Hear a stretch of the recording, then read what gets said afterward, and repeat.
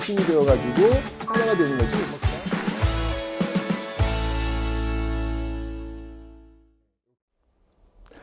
네, 안녕하세요, 여러분들. 역사는 착화성 따단 빵. 자, 여러분들 신나게 갑시다. 신나게. 네, 공부하는 애도 지치고 힘들 수도 있지만요, 신나게. 제가 이렇게 신나야 되는 이유가 바로 여러분들 다운되면 안 되니까. 저도 힘들어요, 여러분들. 네, 이렇게 그냥 이 업 되는 게 이게 쉬운 게 아닙니다, 여러분들. 어떻게 매번 지금 업 하겠습니까? 이게 다 노력하는 겁니다. 누구 때문에? 당신들 때문에. 여러분들 오늘 이 시간은 그 외교에 대해서 한번 좀 얘기를 한번 해볼 것 같아요. 여러분들 그 협상의 기술이 있잖아요. 협상의 기술. 협상의 기술에서 제일 중요한 건 뭐냐면 상대방의 패를 읽는 거예요. 상대방의 패를 읽는 거. 상대방의 패를 읽어야 여러분들이 원하는 걸 얻어갈 수가 있거든요. 근데 여러분들 상대방의 패는요, 보여지지 않을 수 있어요.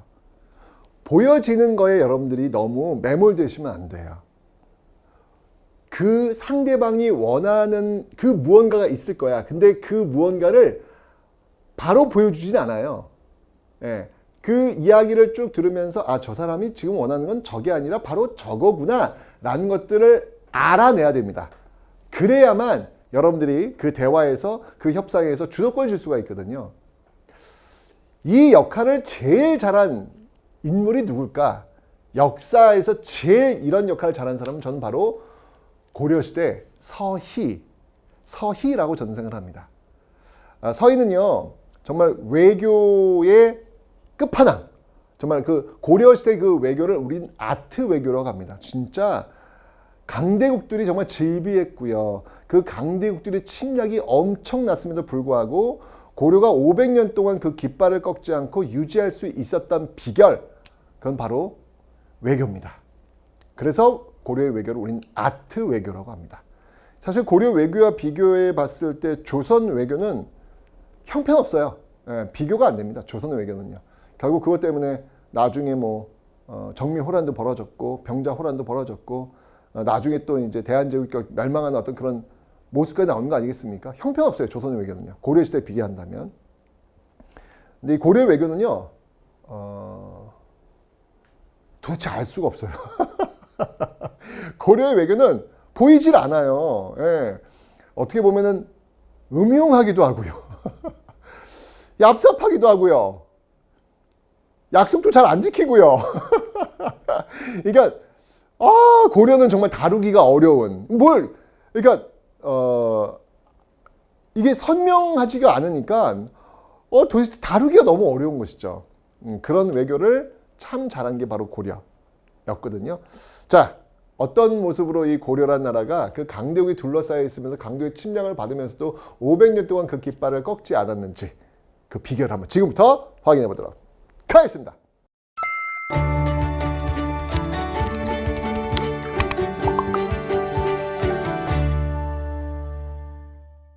네, 여러분들 고려 500년은요 정말 엄청난 그 외적들의 침입, 외침사가 엄청납니다. 10세기, 11세기에는 거란족이 쳐들어왔고요. 12세기에는 여진족이 쳐들어왔고요. 13세기는 몽골족이 쳐들어왔고요. 14세기는 홍건적과 왜구가 쳐들어왔고요. 이 시대에 내가 안 살기를 참 잘했다 라는 어떤 그런 생각도 들지만 또 한편으로는 이 시대에 살았던 우리 선조들이 얼마나 힘들었을까라는 생각도 해봅니다. 그런 거 보면 여러분들 반만년 역사 이래 가장 행복한 시대가 저는 이 시대인 것 같아요. 여러분이 그거를 알 수 있을까? 가장 풍요롭고요. 가장 안정화됐고요.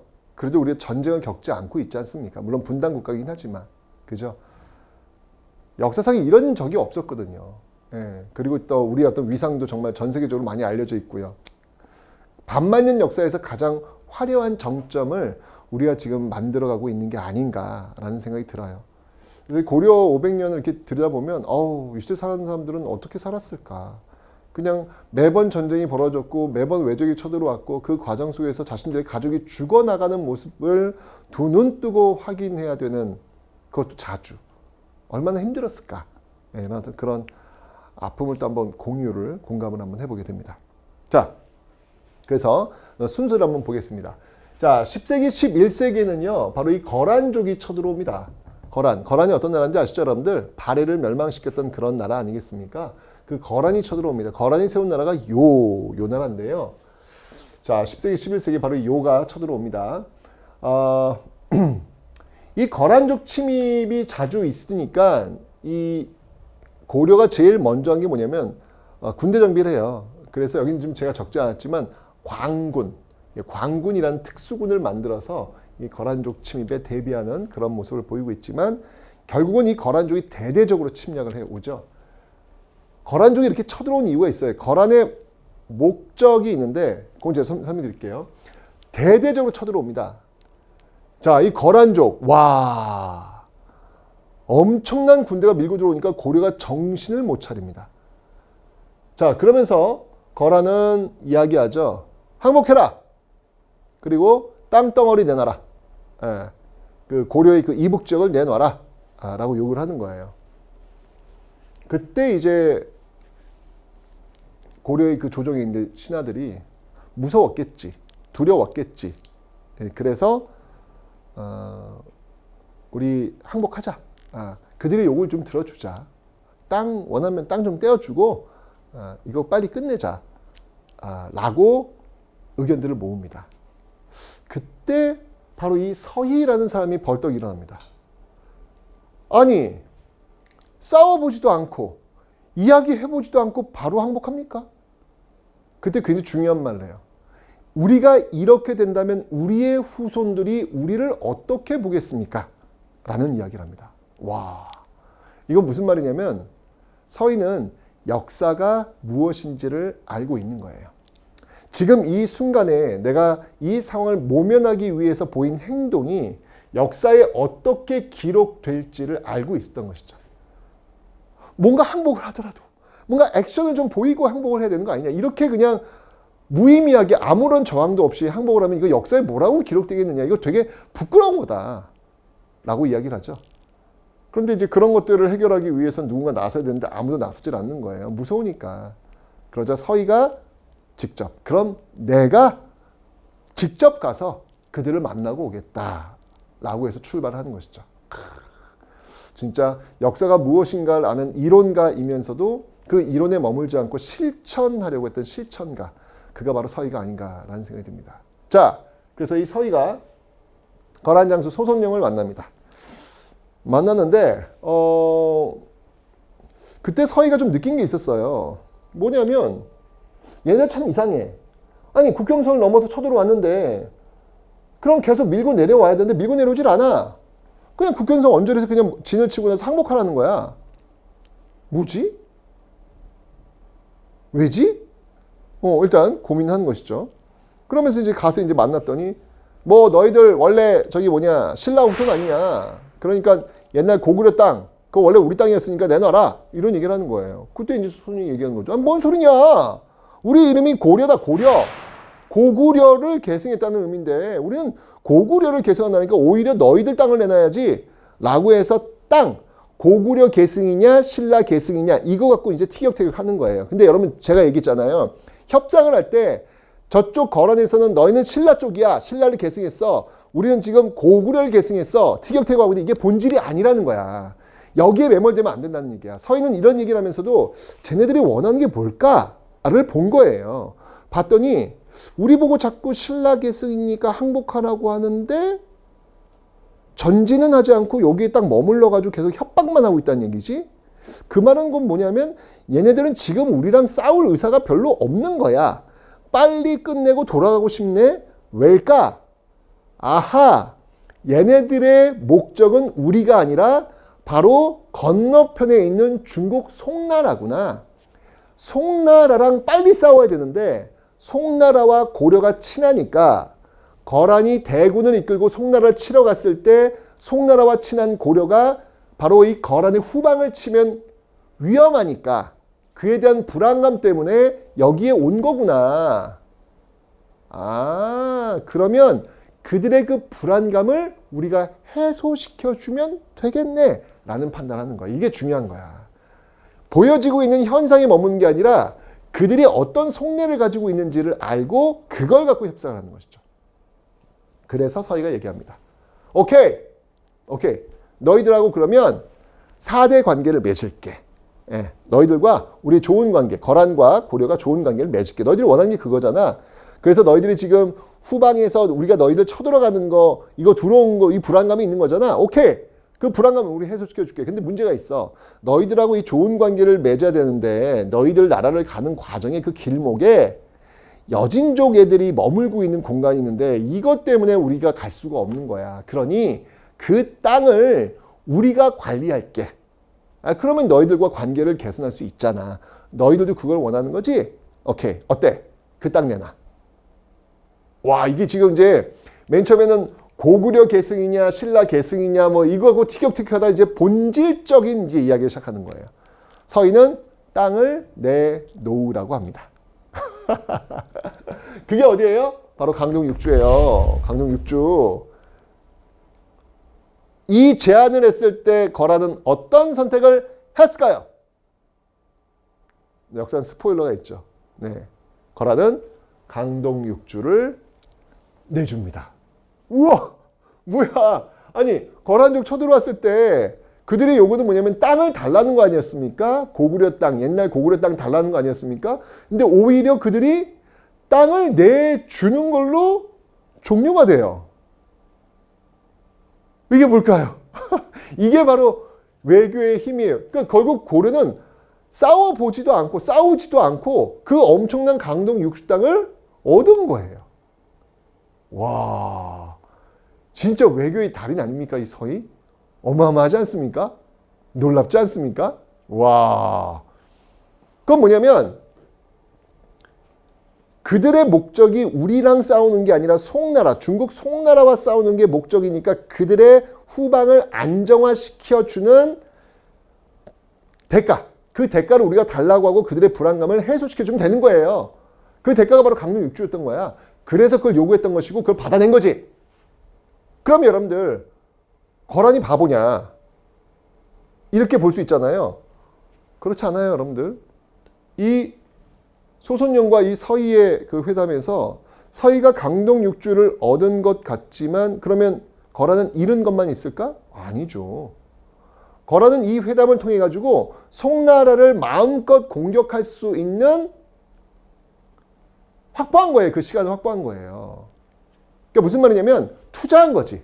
강동 6주라고 하는 그 작은 땅을 투자를 했을 뿐이에요.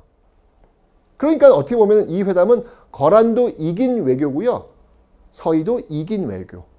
고려도 이긴 외교가 되는 거예요. 서로가 윈윈하는 그 합일점을 찾는 게 외교의 힘이에요. 그 지점을 서희가 정확히 알고 있었던 거예요. 어디까지 가서 우리가 얻어낼 수 있는지를 정확히 알고 이 외교에 임했다라는 것이죠. 이게 바로 이 서희의 힘이다라는 겁니다. 네. 아, 이런 외교는 정말 필요한 것 같아요. 이런 외교는 정말 우리가 좀 보고 배워야 되지 않을까라는 그런 생각이 듭니다. 자, 이렇게 되면서 요 나라와의 어떤 그 1차 침입을 외교를 통해서 우리가 강동 6주를 확보를 했습니다.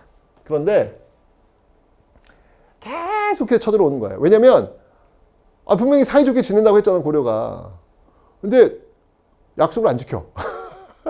이것들이 하고 너희들 야 땅까지 줬는데 왜 약속 안 지켜? 라고 거란이 또 쳐들어오네. 그 2차 침입이에요. 2차 침입 때는 양규, 이 양규라는 사람이 또 활약을 합니다. 여러분들 이 외적의 침입 때는 그때 활약했던 사람의 이름을 좀 기억하세요. 1차 침입 때는 서희, 2차 침입 때는 양규. 3차 침입 때 또 쳐들어와요. 약속 계속 안 지켜 고려는요. 오케이 알았어 약속 지킬게 하고는 약속 안 지켜요. 네, 그러니까 고려는 알 수 없는 외교 정책을 펼치는 거예요. 도대체 이 속을 알 수가 없어. 결국 3차 침입이 또 쳐들어옵니다. 이때는 고려도 힘으로 맞습니다. 외교가 아닌 힘으로 맞습니다. 그 힘으로 맞선 인물이 바로 강감찬이다라는 것이죠. 강감찬의 귀주대첩.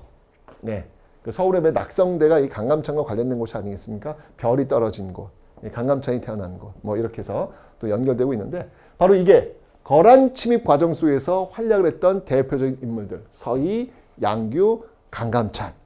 서희, 양규, 강감찬. 특히 서희의 강동 육주는요. 너무너무 시험에 잘 나와요. 외교를 통해서 그 엄청난 땅을 확보한 거예요. 싸우지도 않고. 와, 대단하죠? 그래서 이 서희의 강동 육주, 그 다음에 양규, 강감찬의 귀주 대첩, 거란과의 항쟁 속에서 나온 겁니다. 자, 이 과정 속에서 이 거란 침입을 막기 위해서 개경주에는 나성을 쌓고요. 천리장성도 축조를 하게 됩니다. 여러분 천리장성은 두 번 등장해요. 고구려. 당나라의 침입을 막기 위해서 천리장성을 고구려 때 축조했다라고 설명을 드렸잖아요.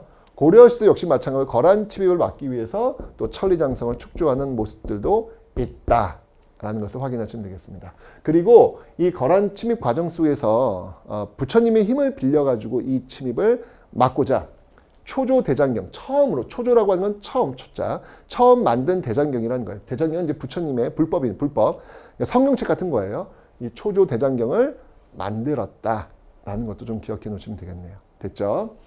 이게 바로 이제 거란 침입이에요. 자, 그래가지고 어쨌건 이게 물리쳐서 송나라, 거란, 고려 이렇게 세 나라가 이제 병립하는 그런 어떤 외교적인 어떤 구도를 만들어냈죠. 고려가 버틴 겁니다. 그 작은 나라가. 외교를 통해서 또는 힘을 통해서 버텨낸 겁니다.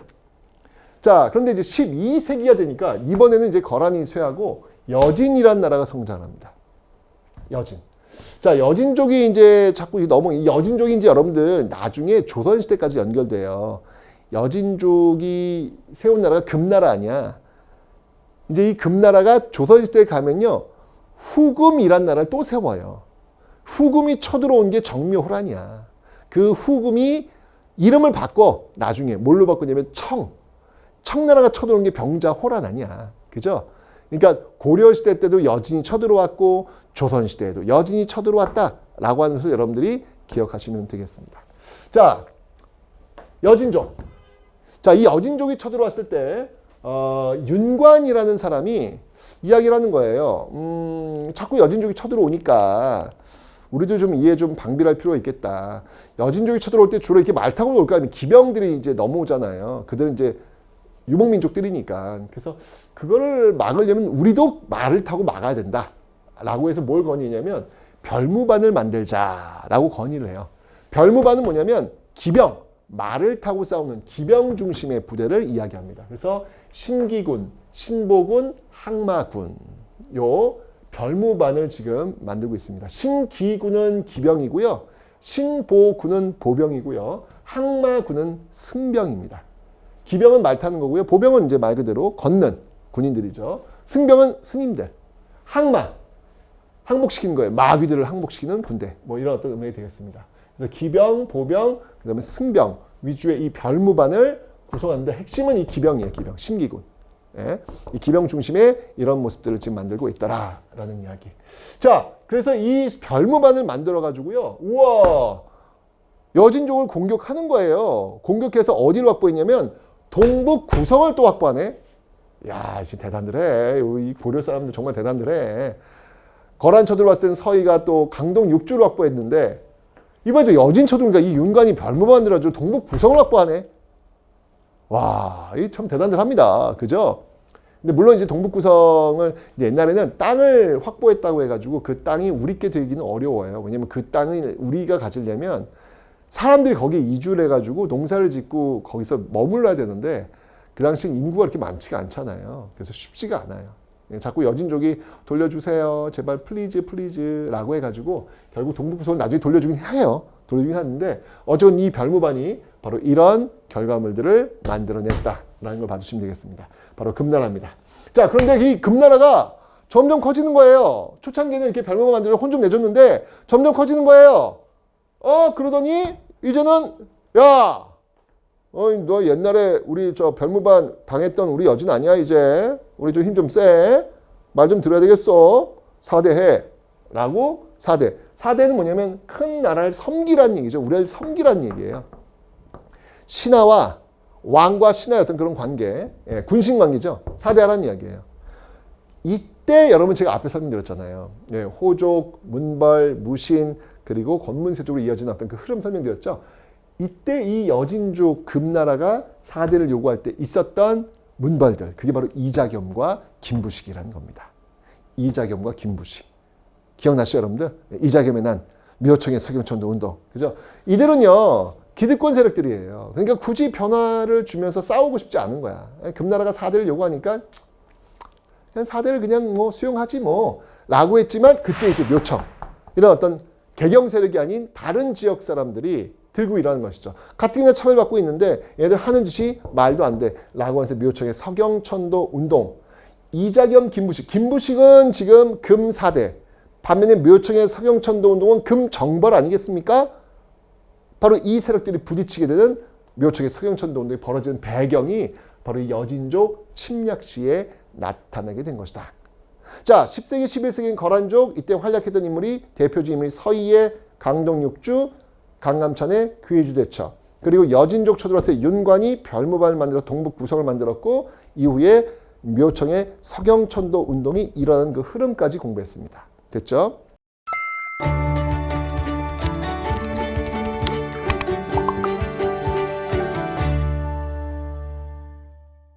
자, 무신정변이 일어났겠죠. 고려 후기로 넘어갑니다. 고려 후기로 넘어갔을 때 여러분 우리도 배웠어요. 바로 몽골이 쳐들어옵니다. 무신 정권 때 몽골이 쳐들어온다 그랬잖아요. 자, 이 몽골이 쳐들어오면서 이 몽골이 좀 내가 볼 때는 거의 문화 파괴자들이야. 문화 파괴자. 무식해 아주 그냥. 지금으로 본다면. 그냥 그들이 쓸고 지나간 지역은 먼지밖에 남아있지 않다라고 하지 않습니까? 다 태워버려 그냥. 다 태워버려. 그 참 요즘 그 유네스코 세계 유네스코에서 아마 이게 몽골족 이거 규탄 성명을 채택해야 돼. 다 태워버려. 다 태워버려. 그래가지고 여러분 거란족 침입했을 때 만들었던 초조대장경 있잖아요. 그거 불태워버렸어요. 불태웠어요 그거. 그리고 황룡사 9층 목탑. 황룡사 9층 목탑. 이거 누가 세운 거야? 선덕 여왕 때 신라 때. 그거 불태워버려요. 그걸 왜 불태워? 아유 진짜. 그건 세계 인류 유산인데 진짜. 어쨌건 뭐 그 황룡사 9층 목탑 그 아파트 30층 높이 아니겠습니까? 그거 불태우는데 뭐 한 달이 걸렸대요. 예. 엄청나게 그냥. 에이 나빠. 자, 그러자 몽골이 쳐들어오자 이 최후, 당시 최씨 무신정권 최후, 정방, 인사권 장하 기억나시죠? 최충원의 아들. 그 최후가 강화도로 천도하면서 결사항전을 이야기하고 나옵니다. 그러면서 다시 만들어요. 다시 초조대장경, 거란 침략 때 만들었던 부처님의 힘을 빌려가지고 거란족을 몰아내겠다라고 했던 그 초조대장경을 불탔으니까 다시 만들어요. 그래서 제조, 다시 만든 대장경 해서 제조대장경. 이 제조대장경의 이름이 뭐냐면 팔만대장경이라는 것이죠. 무려 그 판 자체가 8만이야. 8만 개가 넘어요. 여러분들. 와, 이게 여러분 목판이에요. 이걸 어떻게 이들이 했을까? 정말 그 당시에 그 글자를 보면요. 이게 하나씩 다 판 거거든요. 그런데도 틀린 것도 없고요.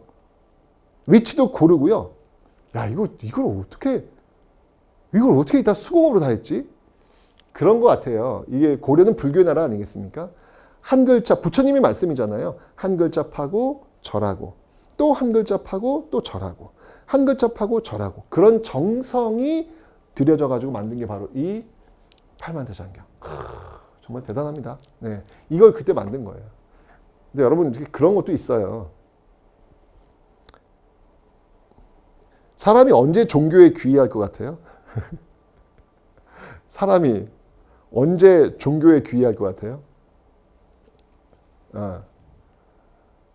정신줄 놓을 때입니다. 아무것도 할 수 없을 때.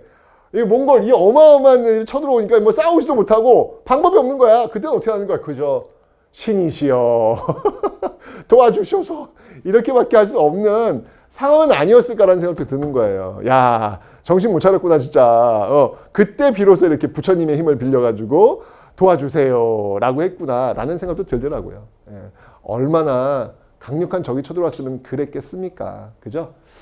자, 그런데 여러분 이때도 활약한 사람이 있어요. 대단합니다, 여러분들.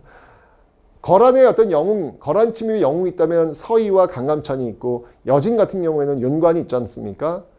몽골 침략 때 활약했던 대표적인 인물, 바로 김윤후라는 인물을 여러분 잊으시면 안 돼요. 이 김윤후는요, 스님이에요, 스님. 예, 스님인데 처인성 전투에서 등장해가지고, 이게 우리나라 또 호국불교 아니겠습니까? 나라를 지키는 어떤 그런 특징이 있지 않습니까? 처인성 전투에 나타나서 이 김윤후 부대가 쏜 화살, 팍 쏜 화살이 당시 몽골의 장수 살리타, 그 살리타를 죽여요. 이러면서 몽골 군대가 후퇴하게 되는 어떤 그런 모습이 만들어지거든요. 와, 대단했죠? 그리고 이후에 충주성 전투가 있었는데 여기에 또 등장을 해요. 김윤후가. 예, 그때 김윤후는 스님이 아니라 또 장군의 모습이에요. 아마도 처인성 전투, 처인성이 지금은 이제 그 경기도 용인 쪽이거든요. 아마 거기서 아마 승리를 거두었기 때문에 아마 상을 받아가지고 장군이 된 게 아니었을까라는 생각이 드는데, 이 충주성 전투에서는요, 놀라운 선택을 합니다.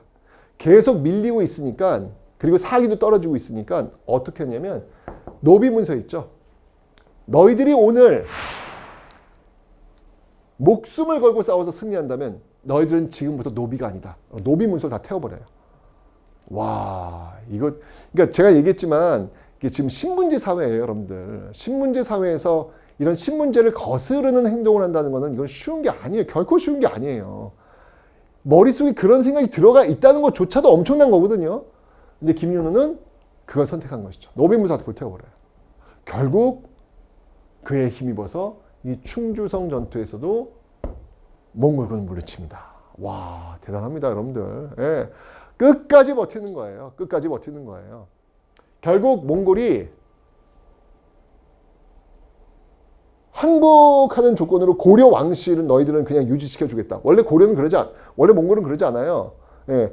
그냥 쓸고 지나간 죽은 다 몽골이야. 근데 고려만큼은 정말 얘네들은 와, 징하게 싸운다.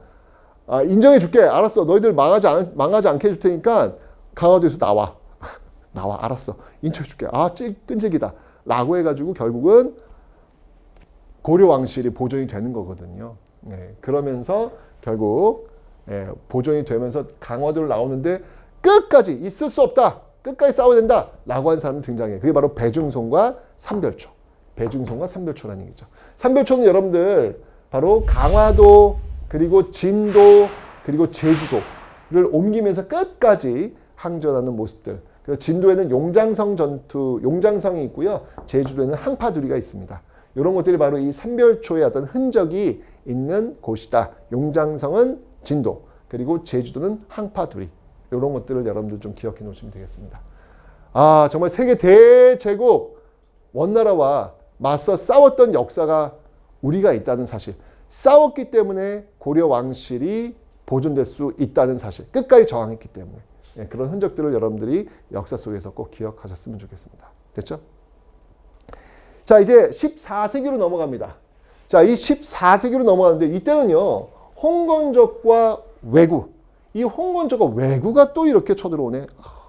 홍건적은 북쪽에서, 왜구는 또 남쪽에서. 아, 전방위적으로 쳐들어오는 거예요, 여러분들. 이 홍건적은 이제 여기 뭐 이렇게 머리띠가 붉은색을 머리띠를 띠는 뭐 도적들이다라는 건데, 그 중국 그 한족들이 중심이 되어가지고 몽골에 지금 맞서 싸우면서 성장하고 있는 그런 세력들이거든요. 예, 그들이 몽골과 싸우는 과정, 원나라와 싸우는 과정에서 밀려가지고 고려까지 쳐들어오는 거예요. 게다가 이 남쪽인 왜구들이 막 쳐들어오지. 난리가 났어요. 그런데 이 과정에서 이 홍건적과 왜구를 물리치는 인물들이 등장해요. 바로 신흥 무인 세력들. 바로 고려 말기의 스타 영웅들. 예, 스타 장군들. 그 대표적인 두 사람이 바로 이 최영, 그리고 이성계. 최영과 이성계. 이런 인물들이 등장하는 겁니다. 자, 특히 최영은요, 홍산대첩. 이 홍산에서 큰 승리를 거두게 됩니다. 홍산대첩. 예, 홍산대첩이 있고요. 홍건적 침입 때는 여러분 공민왕이 안동까지 피신을 해요. 공민왕이. 그만큼 왕이 피신할 정도니 얼마나 대단한 전투입니까? 그죠? 그리고 이 왜구를 물리치는 과정에서 최무선이 도감은 임시기구라고 그랬죠. 바로 화포를 만드는 거예요. 화약을 통해 가지고 화포를 만들어서 또 왜구를 깨는데 그 대표적인 게 진포대첩이야. 진포대첩. 이 진포대첩에서 최무선에 의해서 혼쭐난 왜구가 어디 쪽으로 들어가냐면 전라도 지리산 쪽으로 들어가요. 그 지리산 쪽으로 들어간 그 잔당들을 소탕시킨 인물이 이성계예요. 이게 바로 그 유명한 황산대첩. 황산대첩. 예. 거기 가면 여러분들 이 남원 쪽에 가시면 여러분들 바위들이 있는데 그 일대에서 이 왜구들이 다 전멸하거든요. 그래서 그 바위가 지금도 보면 여러분들 붉은색 핏빛으로 물들어져 있어요. 예. 그래서 야, 이 핏빛은 바로 그 당시 그 왜구를 격퇴시킨 흔적이다 라고 아주 굉장히 명소로 알려져 있는데 뭐 과학적으로는 그렇게 볼 수 없겠죠. 그죠? 예, 거기 이제 철분이 많이 함유돼 가지고 뭐 그렇게 보이는 건데 어쨌건 거기에 격전지였으니까 이성계의 어떤 장군의 어떤 그런 모습들을 좀 자랑 좀 시켜주기 위해서 거기 결부시켜가지고 그런 모습 보여주고 있습니다. 어쨌건 황산대첩. 바로 이렇게 되면서 여러분 이성계가요 진짜 스타로 등장을 하는 거예요. 와, 고려 민중들한테 정말 스타 중에 스타. 네. 이 이성계와 손잡은 신진사대부. 그 신진사대 대표적인 사람이 누굽니까? 바로 정도전. 정도전이 이성계 찾아가잖아요. 찾아가서 이런 얘기를 하죠. 그 군대를 쫙 보고 나서 야, 이거 뭐 너무나도 이 훈련이 잘 되어 있는 그 군대였다는 것이죠. 너무 놀래가지고 이제 이성계에게 얘기를 해요. 이 군대로 못할 일이 없겠습니다. 라는 이야기를 하죠. 이거 여러분들 되게 센 말이었습니다. 이때 이성계는 답을 안 했다 그래요. 못할 일이 없겠습니다. 말은 뭐냐면 정도전이 이성계한테 프로포즈를 한 거죠. 너 이 부대라면 뭐든 할 수 있으니 새로운 세상을 한번 열어보자 라고 제안을 한 겁니다. 어쨌건 그 이성계와 정도전의 그 만남 속에서 이제 새로운 나라 조선의 씨앗이 싹트게 되는 것이죠. 결국 나중에 이 이성계는요 위화도 회군, 네, 이 최영과 당시 우왕이 이성계로 하여금 그 요동정벌을 명하거든요. 그 요동정벌 명령을 수행하지 않고 위화도에서 회군을 하는 거예요. 쿠데타를 일으킨 거죠. 결국 쿠데타를 일으켜서 최영을 그리고 우왕을 잡고 권력을 장악합니다. 예, 장악하고 나중에 이제 또 과전법을 시행해가지고 권문세족들의 어떤 경제 기반을 몰수한 다음에 조선이라는 나라를 건국하게 된 그 모습들이 여기서 나타나게 되는 것이죠. 자, 이게 바로 고려의 외침사였어요. 예, 10세기, 11세기 거란. 와, 이때 활약했던 인물 서희 강감찬. 12세기 여진. 이때 활약했던 인물 윤관. 13세기 몽골. 이때 활약했던 인물 최후. 김윤우, 배중손. 14세기 홍원조가 왜구. 이때 활약했던 인물이 최영, 최무선, 이성계. 예, 이런 기라성 같은 그런 스타들이 있었다라고 하는 것들 여러분들이 기억하시면서 그 흐름을 따라오시면 되겠습니다. 자, 정말 다행히도 우리는 이렇게 외침이 많지 않은 그런 시대에 살고 있어요. 안도의 한숨을 쉬면서 또 한편으로는 이 힘든 시대를 관통하면서 고려라는 깃발을 꺾이지 않도록 노력했던, 싸워왔던 고려인들의 모습을 기억하겠노라 라는 다짐을 하면서 오늘 강의 마치도록 하겠습니다.